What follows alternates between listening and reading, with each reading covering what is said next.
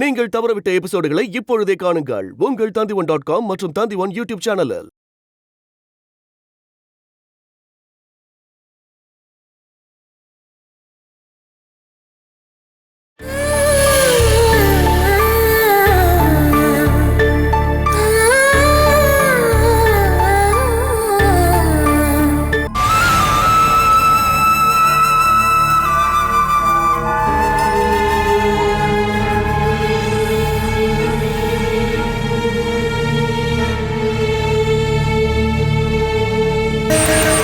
நீ வேற எதையும் யோசிக்காத. நீ உன் வீட்டுக்கே திரும்பி போயிடு. இனி இங்க இருந்தா அஜய் ரொம்ப கோவப்படுவான். உன்னோட நிலைமை எனக்கு ரொம்ப கஷ்டமா இருக்கு. ஆனா என்னால ஒன்றும் பண்ண முடியாது. உங்களால என்ன பண்ண முடியுங்கிறத நான் சொல்லட்டுமா? பொண்ணை கல்யாணம் பண்ணிக்க வந்தவன் எப்படிப்பட்டவன்னு நீங்க கேட்டு தெரிஞ்சிருந்திருக்கலாம். சொந்தக்கார வீட்டுக்கு தினமும் ஃபோன் பண்ணி காலையில என்ன பண்ணீங்க, மத்தியானம் என்ன சாப்பிட்டீங்க அப்படின்னு கேட்ட அம்மாவுக்கு 2 நாள் கழிச்சாவது பெத்த பொண்ணுக்கு ஃபோன் பண்ணி எப்படி இருக்கன்னு கூட அம்மாவால கேட்க முடியும். ஒரு பைத்தியக்காரன் கூட தான் நான் வாழ்ந்துகிட்டு இருக்கேன் அப்படின்னு நான் மனசு உடைஞ்சு இங்க வந்து சொன்னப்போ சொந்தக்காரங்களும் ஊர் மக்கள் என்ன நினைப்பாங்க அப்படின்னு நினைக்காம அந்த உறவை முறிச்சு என்ன நீங்க காப்பாத்திருக்கலாம். நான் கர்ப்பமா இருக்கேன்னு தெரிஞ்ச உடனே பாசத்தோட வந்து என்ன கட்டி அணைச்சிருக்கலாம். உடம்பாலதான் நான் இங்க வாழ்ந்திருக்கேன். எனக்கு ஒரு பிரச்சனைன்னு வரும்போது ஒரு பாதுகாப்பு கவசமா அம்மா என்னை கட்டி அணைச்சு அரவணைக்கணும்னு நான் ரொம்ப ஆசைப்பட்டிருக்கேன்.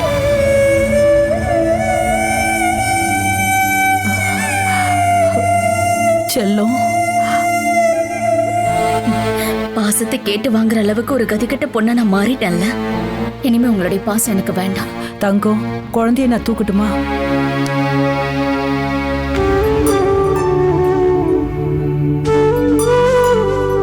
இது வரைக்கும் நீங்க என் பொண்ணு தொட்டு பாத்தீங்களா? என் குழந்தையோட கையில கருப்பு வளையலாவது வாங்கி போட்டீங்களா? அது எதுவுமே வேண்டாம். பாசத்தோட என் குழந்தைக்கு ஒரு முத்தமாவது கொடுத்தீங்களா? இது வரைக்கும் கிடைக்காத எதுவும் வீட்டை விட்டு போறப்போ எனக்கும் என் குழந்தைக்கும் எதுவும் வேண்டாம். பாலா, என்னைக்கு இருந்தாலும் நீ வேணுகோப்பனோட வீட்டுக்கு இங்க இருந்து போய் தானே ஆகணும்.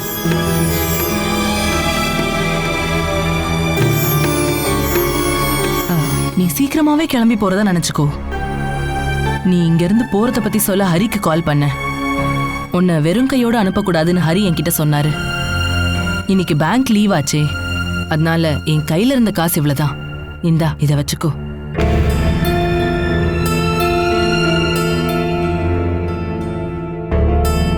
வரதட்சணை சாக்கா வச்சுதான் எனக்கும் சூரஜுக்கும் கல்யாணம் நடக்காமலேயே போயிடுச்சு.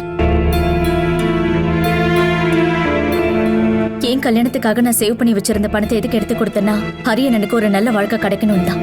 அந்த பணத்தை வச்சுதான் அவர் வெளிநாட்டுக்கு போய் வேலை செஞ்சுக்கிட்டு இருக்காரு. அந்த வேலையை வச்சுதான் உங்க 2 பேருக்குமே கல்யாணமே நடந்தது. இப்போ உங்க வாழ்க்கை சேஃபா தான் இருக்கு. ஆனா அதுக்கு பதிலா எனக்கு என்ன கிடைச்சதுன்னா ஒரு நரக வாழ்க்கை. இப்ப நீ கொண்டு வந்து நீட்டின இந்த பணம் இருக்குல்ல, இதுல எவ்வளவு இருக்குன்னு எனக்கு தெரியாது. எவ்வளவு இருந்தாலும் நான் அனுபவிச்ச வேதனைகளோட ஒரு நாள் கூலிக்கு கூட இதெல்லாம் தாங்காது. நீயே வச்சுக்கோ. இதை நான் நம்ம ஃப்ரெண்ட்ஷிப்காக தான் உனக்கு கொடுக்குறேன். இதை சும்மா ஒரு வார்த்தைக்காக தானே சொல்றேன். உனக்குள்ள இருக்கிறது பிரச்சனைகளுக்கு உதவி பண்ணாத ஒரு மனசு. அப்படிப்பட்ட மனசு இல்லாத நீ எதுக்காக போய் சொல்லிக்கிட்டு இருக்க? முன்ன மாதிரி எல்லாம் இல்லடி.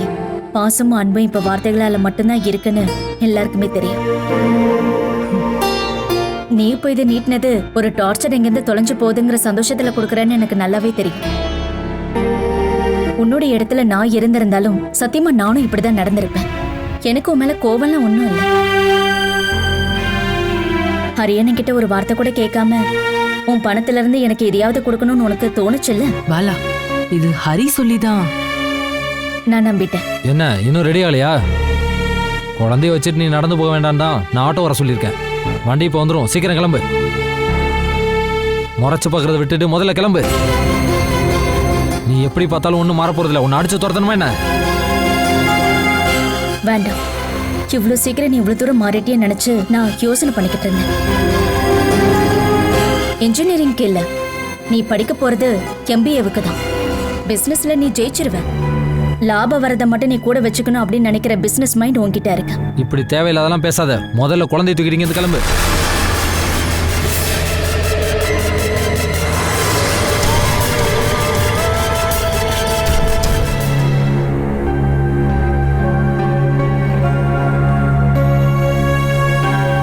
அம்மா இன்னைக்கு கோவிலுக்கு போயிட்டாங்க, அதான் நானே குக் பண்ணேன். இன்னைக்கு ஸ்பெஷலா என்ன சமைச்சிருக்க? தோசை அப்புறம் சட்னி, பேருக்கு ஒரு சாம்பார். காலையிலேயே தோசை சாப்பிட்டு போனா 12 மணி ஆனா பசி எடுக்கும். பசி எடுத்தா நேரா வந்துருங்க. சூடான சாப்பாடும் மீன் குழம்பும் அப்புறம் சட்னி சாம்பார் தரேன். அப்படின்னா இன்னைக்கு முழுக்க நீ சட்னி சாம்பார் தான் வைக்க போறியா என்ன? தோசைக்கு எப்பவும் சட்னி சாம்பார் தொட்டுக்கிட்டு தான் ஆகணும். நானே வந்து உன்னை கூப்பிடணும்னு நினைச்சேன். நீ வந்து கூப்பிட வேண்டிய அவசியம்லாம் இல்ல. நான் இந்த வீட்டுக்கு ஒண்ணு விருந்தாளியா வரல. ஃபேமிலியில நானும் ஒருத்தி தானே. நான் போய் சட்னி எடுத்துட்டு வரேன், நீ உட்காரு. உட்காருங்க மேடம், எனக்கும் ரொம்பவே பசிக்குது. நீ எதுக்கு என் கூட உட்கார்ற? போய் குழந்தைய பாத்துக்கோ. நான் சாப்பிட்டு போகட்டுமா? மரியாதையே குழந்தைய போய் பாரு. போ. இவங்க 5 நிமிஷத்துல சாப்பிட்டு போயிடுவாங்க. லாலி சாப்பிடட்டும். ஆர்கே, நீங்க ஏன் இன்னும் சாப்பிடாம இருக்கீங்க? அது வந்து பிரீத்தி.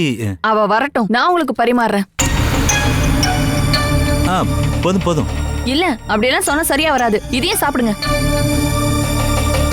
இது என்ன பிரீத்தி, ரேஷன்ல போடுற மாதிரி ஆர்கேக்கு சாப்பாடு போடுற? இந்த அளவுக்கு பெருசா உடம்பு வச்சிருக்கிறாள். 3 தோசை தான் சாப்பிடுறாரு. ஆம்பளைங்க நல்லா சாப்பிடணும். என்கிட்ட கொடு, நான் பரிமாறுறேன்.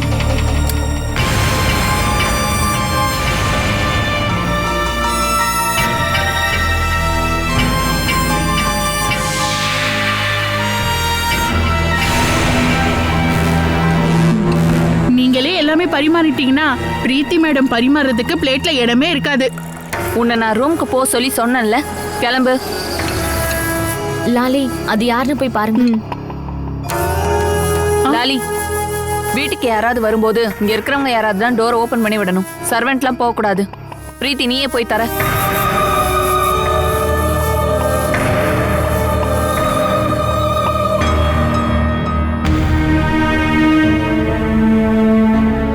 ஆர்கேக்கு நான் பரிமாறுறேன். நீ போய் கதவை திறந்து விடு. யாருன்னு போய் பாரு. அட ஆர்கே, நீங்க ஏன் எதுவும் சாப்பிடாம இருக்கீங்க? சாப்பிடுங்க. போதும் போதும்.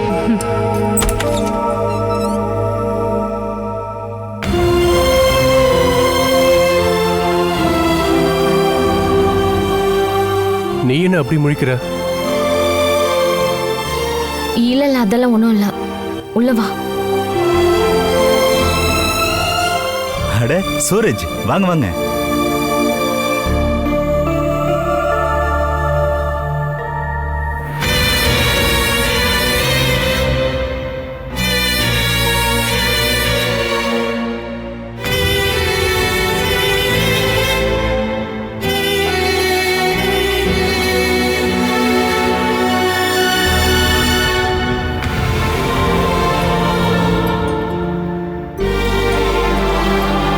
இப்பதான் சாப்பிட ஆரம்பிச்சேன். நீங்க போய் கை கழுவிட்டு வாங்க, ஒண்ணா சாப்பிடலாம்.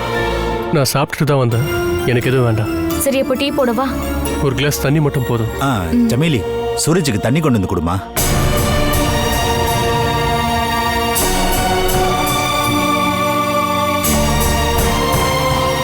ஜமீலி, காதுல விழுகலையா? சூரஜுக்கு தண்ணி கொண்டு வந்து கொடுமா. தண்ணி கொடுக்க சொன்னா நீ கொடுக்க மாட்டியா? சரி, நீ உட்காருண்ணா, நான் போய் தண்ணி எடுத்துட்டு வரேன். ஆர்கே, நீங்க சாப்பிடுங்க, நான் வெயிட் பண்றேன். சாப்பிட்டுட்டு இருக்கும்போது யார் வந்தாலும் கவனத்தை சதற விடக்கூடாது. ஆர்கே, நீங்க சாப்பிடுங்க. எனக்கு போதும். ஆனா நீங்க எதுவுமே சாப்பிடலையே.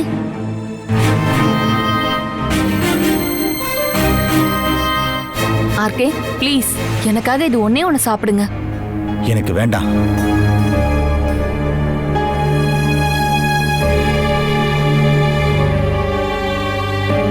என்னண்ணே?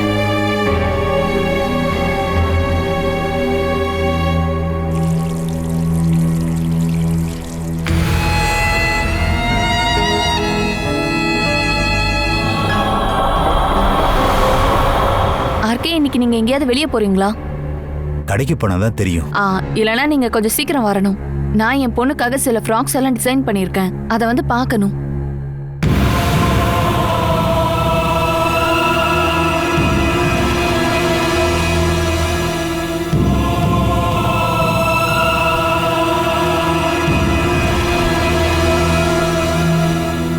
நீங்க வாங்க, நம்ம வெளியே போய் உட்காரலாம். அங்க போனா ஏசி ஃபேன்லாம் தேவைப்படாது. ஷமிலி, இதை இப்படியே வச்சிரு, நான் எடுத்துக்கிறேன். சூரஜ் வாங்க.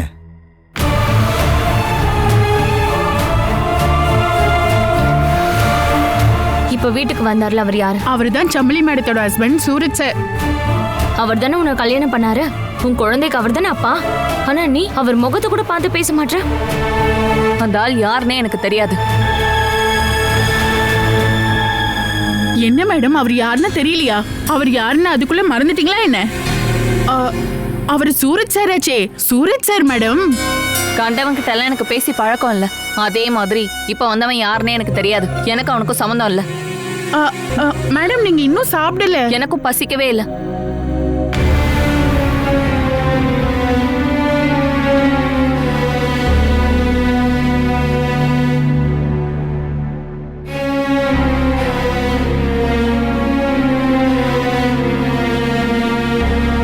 ஜமீலையும் பொண்ணையும் பார்க்கணுன்ற ஆசையில் தான் நான் இந்த வீட்டுக்கே வந்தேன். அவ ஏன் என்கிட்ட இப்படி நடந்துக்கிறா? இதுக்கு முன்னாடி அவ இதை விட மோசமா தானே நடந்துக்கிட்டா. அப்ப அவ பைத்தியம் பிடிச்ச மாதிரி இருந்தா. ஆனா இப்ப என்னன்னா, என் மேல இருக்க கோவத்துல தான் இதெல்லாம் பண்ணிட்டு இருக்கா. நீ இப்ப ரொம்ப வருத்தமா இருக்கன்னு எனக்கு தெரியும். சரி விடு, இத பெருசுப்படுத்தாத. நாங்க இங்க வந்ததுக்கு அப்புறமா சமையல் ஏதாவது சொன்னாலா?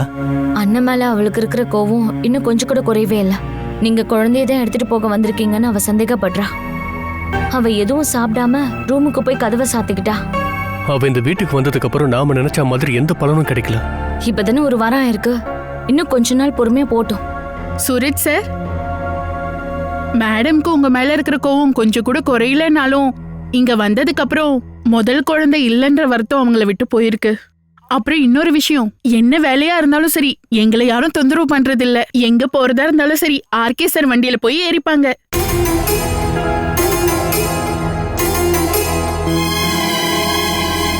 பிரீத்தி, ஜமீல இனிமே இங்க இருந்தா நல்லா இருக்காது. இல்லன்னா அவ இப்பதான் கொஞ்சம் கொஞ்சமா பையன் செத்து போனதை மறக்கிறா. இதுக்கப்புறம் தான் அவ அடுத்த கட்டத்துக்கு வருவா. இனிமே என்னால காத்திருக்க முடியாதா?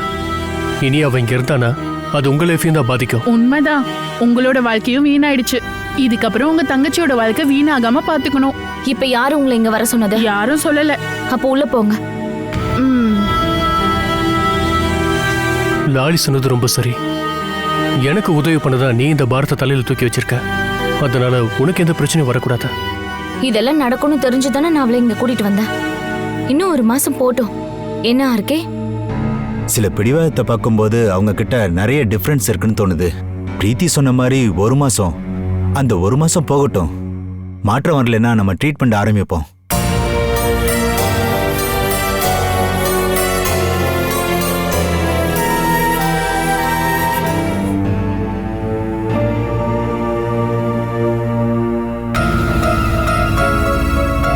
நான் கிணத்துல விழுந்து மாட்டிக்கிட்டேன். ஆனா நீங்க அப்படி இல்லைல்ல. நீங்க தப்பா புரிஞ்சுக்கிட்டதுனால உங்க வாழ்க்கையை நீங்களே நாசமாக்கிக்காதீங்க. உன்னோட அட்வைஸ் எல்லாம் எனக்கு ஒன்றும் தேவையில்லை. உன்னை இந்த வீட்டுல கொண்டு வந்து ஒப்படைச்சிட்டு என்ன தொந்தரவு பண்ணாதீங்க அப்படின்னு சொல்லிட்டு ஒருத்த போனால அவன் இப்ப என்ன ஆனா? நீங்க கொன்னுட்டீங்களா இல்ல ஏதாவது பைத்தியக்கார ஹாஸ்பிட்டல் கொண்டு போய் சேர்த்துட்டீங்களா? அதை எல்லாத்தையும் நீயே தேடி கண்டுபிடிச்சுக்கோ. எதுக்காக? நான் உன்னை கட்டாயப்படுத்தி இந்த வீட்டுக்கு வரலையே. இத்தனை நாளா ஒரு கர்ப்பிணிக்கான பிரச்சனைகளும் சங்கடங்களும் எனக்குள்ள இருந்தது. இப்ப எனக்கு அது இல்ல. என் பொண்ணு இப்ப என் கையில ரொம்ப பாதுகாப்பா இருக்கா. தோல்லையும் மாறாப்புலையும் குழந்தைங்களை கட்டிக்கிட்டு வேலை செய்யற பொண்ணுங்க இருக்காங்க இல்லையா, நான் வாழ்வேன்னு அவங்கள விட முழுசா நம்புறேன். யாரோட ஆதரவும் இல்லாம நீ தெருவுல தான் நிக்க போற. அதை பார்த்ததுக்கு அப்புறம் தான் நான் நிம்மதியா இருப்பேன். என் பொண்ணை விட நான் உன் மேல அதிகமா பாசம் வச்சிருந்தேன். என் வாழ்க்கையை நாசமாக்குன நீ எந்த நாதியும் இல்லாம ரோடு அலையறத நான் பார்க்க தான் போறேன். முளவு காட்டுல இருக்கிற ஒரு பாதாள குழியில ஒரு மிருகத்தோட வாழ்ந்து பழக்கமான எனக்கு இந்த உலகம் இப்ப எனக்கு கொஞ்சம் அழகாதான் தெரியுது.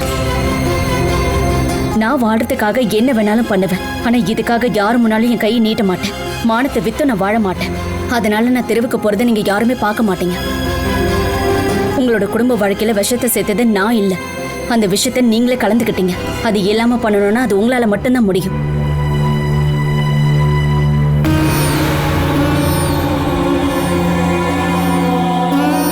இந்த மாதிரி ஒரு ஆள் இங்க இருக்காரா? நான் வந்தப்போ பார்த்தது. அதுக்கப்புறம் நான் இப்பதான் பாக்குறேன். உன் புருஷனோட டார்ச்சரை தாங்க முடியாம தான் நான் வீட்டை விட்டே வெளியே போறேன்.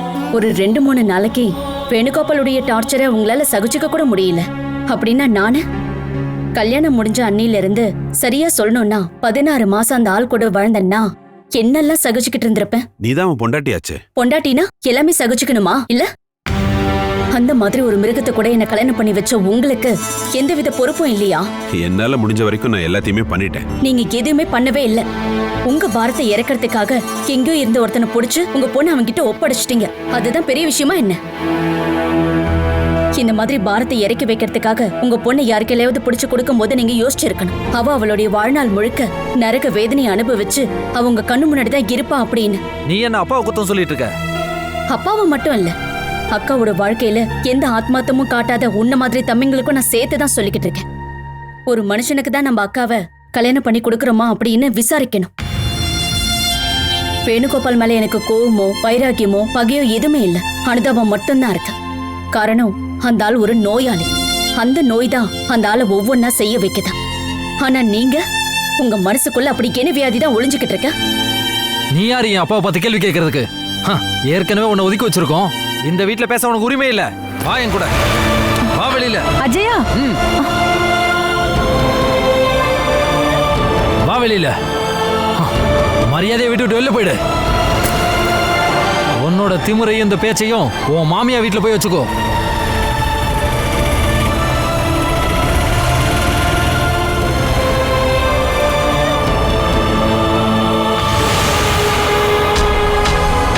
இங்க பாரு, கிளம்பி போயிட்டே இரு. இனி எந்த காரணத்தை கொண்டு இந்த வீட்டுக்குள்ள வரக்கூடாது. போ இங்க இருந்து. என்ன வேடிக்கை பார்த்துட்டு இருக்க? கிளம்பி போ.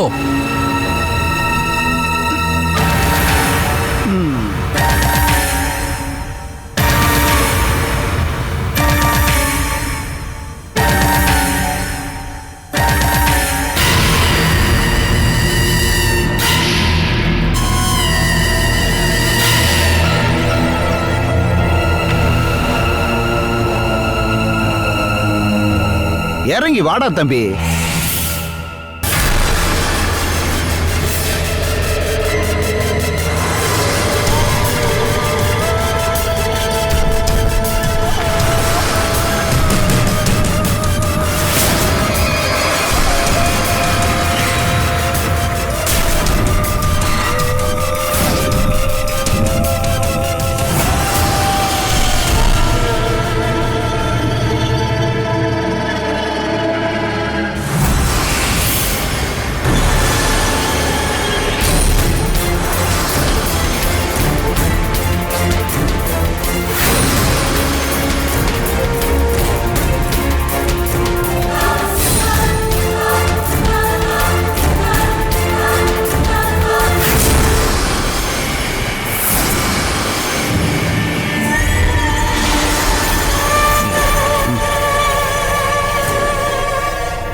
டேய், என் தம்பி இந்த மாதிரி அடிச்சு ஹாஸ்பிட்டல் அட்மிட் பண்ணது நீதானடா? இவன் தான் ஆளை வச்சு என்ன அடிச்சு இந்த நிலைமைக்கு ஆளாக்குனது இவன் தான். தம்பி அடிச்சு போட்டுட்டு நீ தப்பிக்கலாம்னு பாக்குறியா? ஹாஸ்பிட்டல் அவனை இப்படி பார்த்த உடனே என் மனசு உடைஞ்சு போச்சு. என் தம்பி இருந்த அதே ஹாஸ்பிட்டல்ல அதே நிலைமையில நான்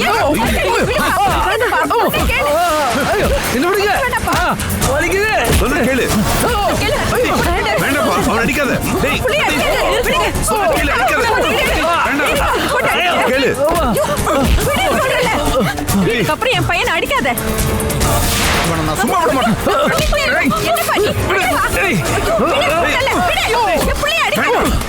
அவன் அடிக்காத, விட்டு. தடுக்காதீங்க. வீட்டுக்குள்ள வந்து அக்கறை படாம வெளியில போ. சதீஷ், நான் போலீஸ் கூப்பிட வேண்டியது இருக்கு. அதுக்கு முன்னாடி நான் இவனை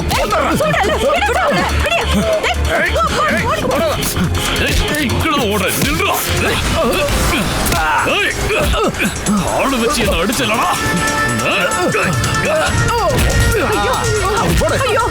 என் புள்ளைய அடிச்சு கொண்டுடுவாங்க போல இருக்கே. நான் என்ன பண்ணுவேன்? அடி அடி. நீ என்ன கொல்ல நினைக்கிறல்ல? நான் அவ்வளவு சீக்கிரம் சாவ மாட்டேன்டா. என்ன சாவடிச்சுட்டு தான்டா நான் போவேன்.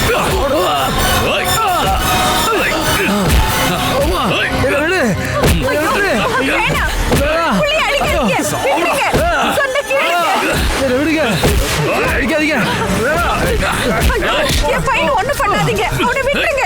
நான் கேளுங்க. விடுங்க. விடுங்க சொல்றேன்ல. ஓடி போடா. போ சீக்கிரம் போ. ஓடி போயிடு.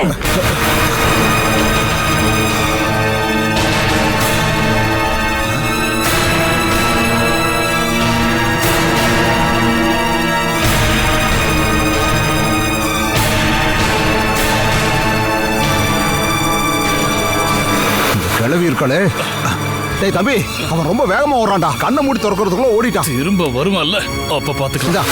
முதல்ல இந்த புடி நட. இனிமே இதெல்லாம் வேணாம்.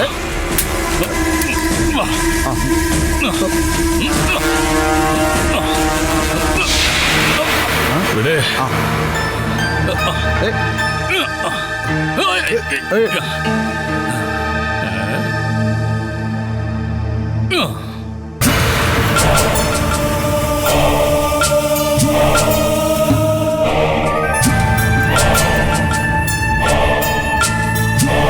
எங்க போலான்னு இப்ப ரெடி ஆயிட்டு வெளியே நிக்கிற?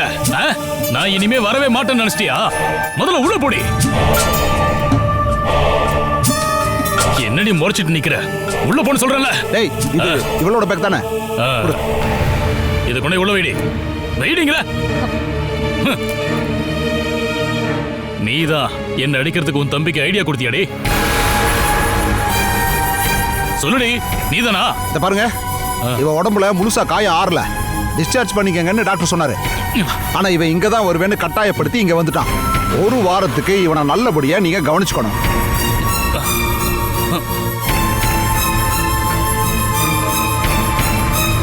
என்னடி வேடிக்கை பார்த்துட்டு நிக்கிற? குழந்தை எடுத்துட்டு உள்ள போடி. ஊட்டிட்டு போடுங்க. வா Bala.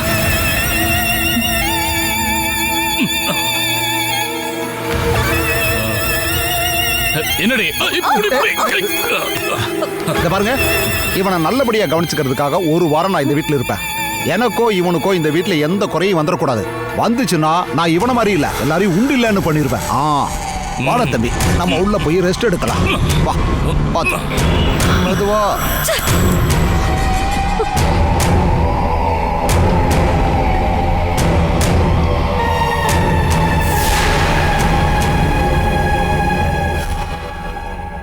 Catch us on TV, Tandivan.com, Facebook and YouTube.